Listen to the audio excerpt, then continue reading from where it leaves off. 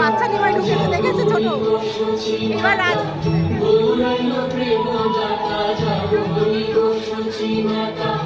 জাগনি গো সচি মাতা, গৌরাইল প্রেমদাতা। জাগনি গো সচি মাতা, গৌরাইল প্রেমদাতা। ঘরে ঘরে বলি না বিদায় রে, প্রভাত সময়ে এবার রাজা এন্ট্রি হবে। চিরাদিনের মাঝে মৌচাক নাচিয়া বেড়ায়। এইবার রাজ উঠেছে। চিরাদিনের মাঝে মৌচাক নাচিয়া বেড়ায়। গণেশ বিদ্যার জন্য পিণ্ড দিতে গিয়ে গদাধরের পাদপদ্মে তিনি দেখেছেন নিজের বিরাট বিষ্ণু স্বরূপ। আর কি সংসার তাকে ধরে রাখতে পারে? কোথায় গেল সেই পাণ্ডিত্যের অভিমান? কোথায় গেল শাস্ত্রকের ইচ্ছা? নিমায়ের মুখে শুধুই কৃষ্ণ, হায় কৃষ্ণ, কৃষ্ণ, কৃষ্ণ।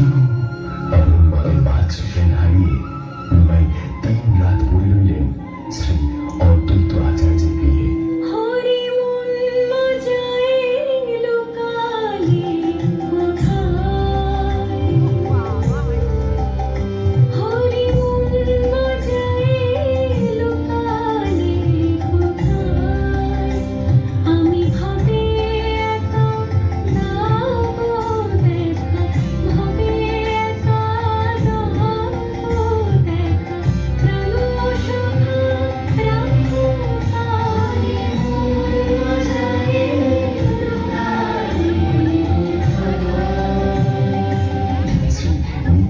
সঙ্গে যমুনা ভ্রমণে গঙ্গা তীরে ভ্রমণ করতে লাগলেন।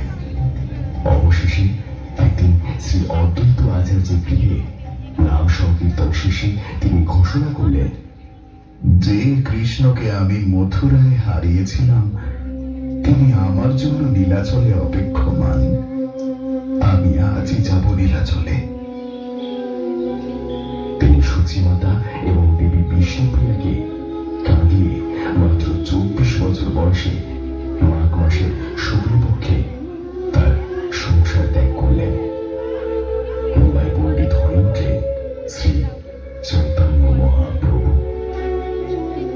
তার সঙ্গে ছিলেন প্রভু নিত্যানন্দ, সাক্ষী গোপাল, ভুবনেশ্বর প্রভৃতি বহু তীর্থভূমি।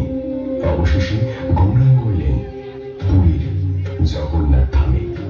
ঠিক রথের আগের দিন সাল আনুমানিক 1432 শকাব্দে নীলাচলে পা দিয়ে তিনি নিত্যানন্দকে বললেন, চলো জগন্নাথ দেখে আসি।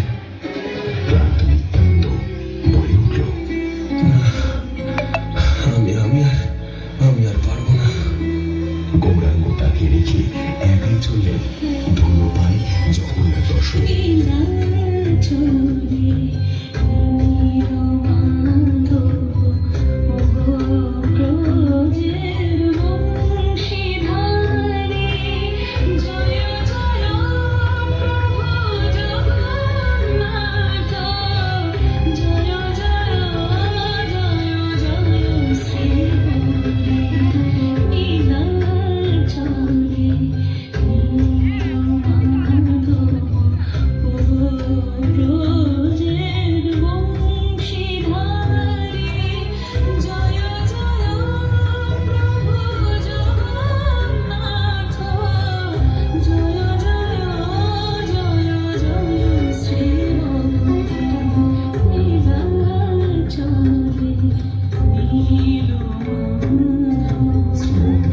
জগন্নাথ বলরাম সুভদ্রাকে দেখে ভাবে বিভোর নিমাই হুঙ্কার দিয়ে বলে উঠলেন, প্রভু, এই কথা তোমার গন্ধার পানলে দগ্ধ হয়েছিলাম। যে তোমাকে বৃন্দাবনে হারিয়েছিলাম, আজ সেই তোমায় নীলাচলে ফিরে পেলাম। আমায় ফিরিও না প্রভু, আমায় ফিরিও না, আমায় ফিরিও না। এই বলে তিনি জগন্নাথ বিগ্রহকে জড়িয়ে ধরবার জন্য লাফ দিয়ে রত্নবেদীতে উঠতে গেলেন। আর ঠিক তখনই তিনি তার স্মরণ হারালেন।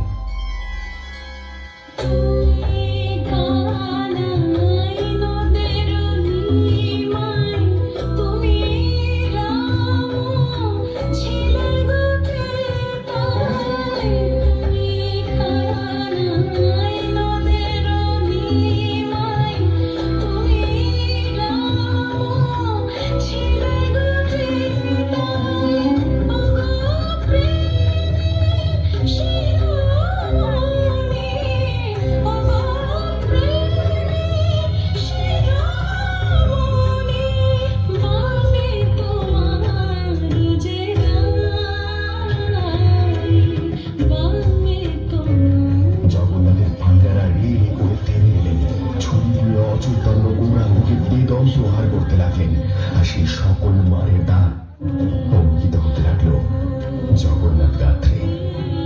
আর ঠিক সেই সময় সার্বভৌম ঠাকুর জগন্নাথ দর্শনে এসে এই রূপ দৃশ্য দেখে শুয়ে পড়লেন গৌরাঙ্গের শরীরের ওপর। তার দেহ নেমে এলো অসাধাত। সার্বভৌম ঠাকুর রাজ দরবারের পরিচিত মুখ, তাই পান্ডারা থেমে গেল তৎক্ষণাৎ। তিনি বললেন, তোমরা কি করছো? কাকে মারছো? তোমরা নিজেরাই দেখো, শ্রী জগন্নাথ সেই আঘাত স্বয়ং গ্রহণ করছেন। পান্ডাগণ চমকে গেলেন। সার্বভৌম ঠাকুর বললেন, ইনি যে সে মানুষ নন্দ, ইনি তো জগন্নাথ। আমাদের অন্তরে ইনি তো কৃষ্ণ চৈতন্য জাগাতে এসেছেন। ইনি তো শ্রীকৃষ্ণ চৈতন্য। বসে কোথা হতে এলো নহদিয়া হায়না গো। কাশী মিশ্র আর সার্বভৌম ঠাকুর ভয়ে ভয়ে রাজপ্রাসাদে গেলেন। না জানি কি হয়। মহারাজ ব্যাকুল হয়ে জিজ্ঞেস করলেন, তিনি এলেন না? ব্রাহ্মণদ্বয় নীরব রইলেন। মহারাজ বললেন, না জানি আমি কোন অপরাধ করেছি। প্রভু শ্রী চৈতন্য কৃষ্ণ নামে জগৎকে মুক্তি দিতে এসেছেন। আমি কেন তবে তার কৃপা পাবো না? তোরা আয় আয় দেখে যা তোরা নবনাগরী গো, নবনাগরী গো, সুন্দর গৌরাঙ্গ। তোমরা একটু বড় রাখো, সামনে বসতে কিচ্ছু দেখা যাচ্ছে বসে না। কোথা হতে বসে কোথা হতে এলো নহদিয়া হায়না গরি গো, সুন্দর গৌরাঙ্গ। সুন্দর গৌরাঙ্গ। পরদিন সকালে জগন্নাথ দেবের গুন্ডিচা যাত্রা। সেরেছে নন্দী ঘোষ, তালধ্বজ আর দম্পতি তিনটি সুবিশাল রথ। বগুড়ার সুন্দর নয়নে সুন্দর চাহনি, সুন্দর নয়নে সুন্দর চাহনি, সুন্দর সুন্দর সুন্দর নাম বলিয়া হায়না গরি গো, সুন্দর রথারোহণ করেছেন জগন্নাথ, বলরাম আর সুভদ্রা দেবী। তোরা আয় আয় দেখে যা তোরা নবনাগরী গো, নবনাগরী গো, সুন্দর গৌরাঙ্গ। সুন্দর গৌরাঙ্গ। হরিহরায় নমো কৃষ্ণ, যাদবায় নমো, যাদবায় মাধবায় কেশবায় নমো। হরিহরায় নমো কৃষ্ণ, যাদবায় নমো, যাদবায় মাধবায় কেশবায় নমো। মহারাজ প্রতাপী থেকে সোনা ঝাড়ু আর চন্দনের জল দিয়ে রথমার্জনা করতে করতে তিলকধারী ফুলের মালাধারী গৌরভক্তবৃন্দদের সদৃশ্য নয়নে দেখতে লাগলেন। তিনি ভাবলেন যে এরা না জানি পূর্বজন্মে কত পুণ্য করেছেন। তিনিও যদি সত্যিকারের পুণ্যবান হতেন, তাহলে হয়তো মহাপ্রভুদের গড় হতে পারতেন। আপনি এগিয়ে যান, কোনো দর্শকরা দেখতে পাবে না। আজ এখানে ঢুকবে। কিন্তু প্রভু যে তার পূর্বজন্মের সখাকে চিনেও চিনতে পারলেন না। ইতিমধ্যে মহাপ্রভু 7 সম্প্রদায়ের ভক্তকে একত্রিত করলেন। তারপর গিয়ে উঠলেন, কোনো দর্শকরাই তো দেখা যাবে না। হরি বল, হরি বল, হরি বল, হরি বল। রাজা মনে মনে এরূপ ভাবতে ভাবতে চলেছে। ভজ গৌরাঙ্গ জপ গৌরাঙ্গ লভ গৌরাঙ্গের নাম রে। ভজ গৌরাঙ্গ জপ গৌরাঙ্গ লভ গৌরাঙ্গের নাম রে। যে জন গৌরাঙ্গ ভজে সে হয় আমার প্রাণ রে। হঠাৎ রাজার মনে হলো যে রথ আর চলছে না। তিনি পিছন ফিরে তাকিয়ে দেখলেন, কিন্তু এই কি? রথে জগন্নাথ কোথায়? শ্রী চৈতন্যদেব স্বয়ং বসে আছেন, তবে সংকীর্তন কে করছে? এ কি? সংকীর্তনের শব্দে শ্রী চৈতন্য। রথ চলছে নিজের শক্তিতে, কোনো মানুষ তাকে টানছে না। মহাভারতের কুরুক্ষেত্রের যুদ্ধে বছরে যে বিষ্ণু দর্শন হয়েছিল, ঠিক তেমনই মহারাজ প্রতারকেরও আজ সেই বিষ্ণু দর্শন হলো। শ্রী চৈতন্য, জগন্নাথ, তিনি দাপরে কৃষ্ণ, বন্দে সচিবন্ধু, তিনি অনাদি, তিনি অনন্ত, তিনি পরম ব্রহ্ম।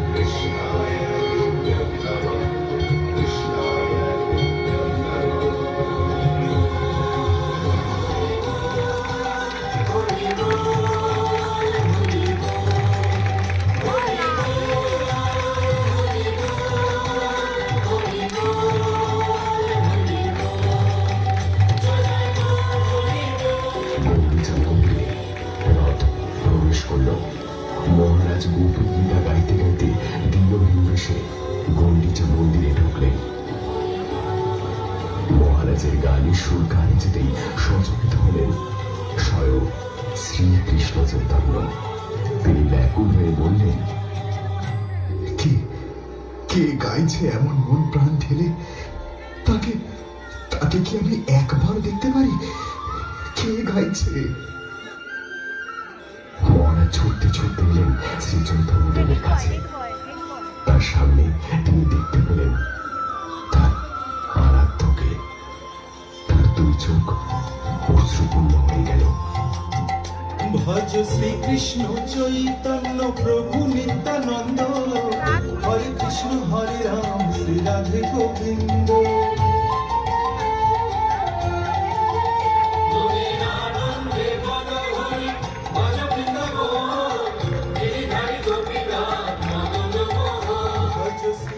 তিনি শুধু শুধলেন, কে গো তুমি? আমি আমি আমি জগন্নাথ দেবের দাসানুদাস প্রভু। সন্ন্যাসী আমি, তোমায় দেবার কিছুই তো নেই, হরি নামটুকু ছাড়া। তাই দাও আমায় প্রভু, আর ফিরিও না আমায়।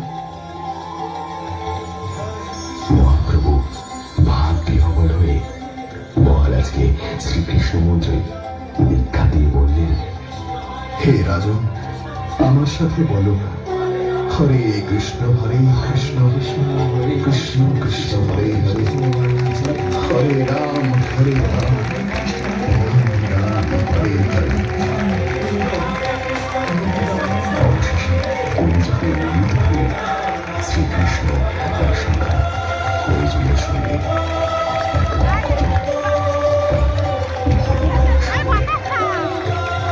দুজনের মিলিত প্রয়াসে জগন্নাথ, বলরাম আর সুভদ্রায় ভক্তিরত আর সমুদ্র হিমাচল গেয়ে উঠল, হরে কৃষ্ণ কৃষ্ণ কৃষ্ণ হরে হরে, হরে রাম রাম রাম হরে হরে।